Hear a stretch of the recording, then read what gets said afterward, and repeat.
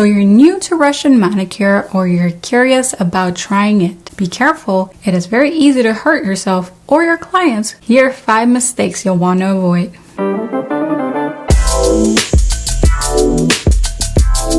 Greetings all, Paula of PaulaPonceNails.com, your source for natural nails, soft gel, and solopreneurship in the nail industry. A couple of months ago, I did a video tutorial on tips and tricks for Russian manicure beginners. Today, I want to expound on that video and point out 5 mistakes beginners make when performing a Russian manicure. Let's begin. Mistake number 1, doing a true Russian manicure. In my previous video, I pointed out that here in the US, we do not like and oftentimes are not permitted by our states to perform a true invasive removal of the eponychium. This is essentially what Russian manicure procedure is. This happens when after removing the cuticle off of the nail plate, you then lift or pull the eponychium up and cut away. Now in Russia, the sanitation requirements may be different. I don't know. I have seen heat sterilization of implements, but here in the US, not only do most state laws prohibit the cutting away of living tissue, but we're also not required to autoclave or heat sterilize. Just cold sterilization via hospital grade disinfectant after an antimicrobial wash of our implements. That's it. So beginners, after watching quick or full Russian manicure tutorials on social media, make the mistake of just diving into a procedure that requires a lot of training and practice. If you're wanting to get into e-filing to remove dead skin around the nails, good. Then start with a modified version of the Russian manicure. To do so, I would exclude sharp cuticle scissors as a first step and stick to a rounded diamond bit attachment to remove the dry area of the eponychium. I would also suggest you invest a little time and a little money maybe in Russian manicure training. I do have a free YouTube video for you to watch on my version of a modified Russian manicure.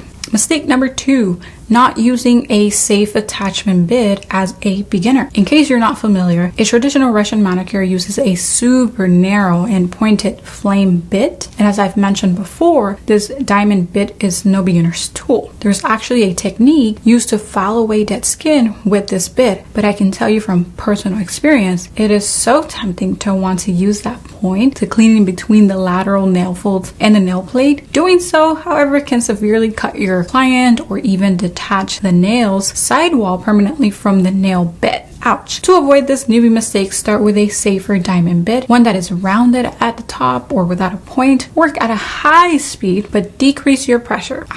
Pressure. This is your mistake number 3. Regardless of whatever speed you work at, your pressure on the nail should be so minimal. Ideally, you will be working at the maximum RPM of your e-file and letting the tool do all of the work for you. I've talked about e-files last time. I'll post a link in the description below for you to check out. Mistake number 4, working at a very low speed setting. Make no mistake about it. The Russian manicure and even a modified Russian manicure procedure is an advanced method of manicuring. It's great that you're a beginner and are anxious to advance. However, because of our natural fear of a viciously rotating bit, in the beginning we work at a very low RPM, 15,000 or less. This is a big newbie mistake because the idea behind removal of product or dry skin is that you're shaving, not shredding the surface. Mistake number 5, working with dirty implement. How dare you? I've already mentioned that here in the US, most states don't require we autoclave. However, you must sanitize and disinfect your implements, including your e-file bit attachments. Sanitation happens when you use an antimicrobial agent to kill off most bacteria. Disinfection consists of a medical grade disinfectant liquid immersion of your tools after they've been sanitized. Got it? Most beginners will naturally have a high standard of tool cleanliness in the beginning, but if your coworkers have developed bad habits, you can easily be swept into them. It may also not click in the beginning, but attachment bits are tools and definitely qualify as having to be properly disinfected, particularly those that touch the skin, like diamond particle bits. Those were the 5 Russian manicure mistakes beginners make and how to avoid them. And if you like this video, make sure you subscribe to this channel as we post new videos like this one on a weekly basis.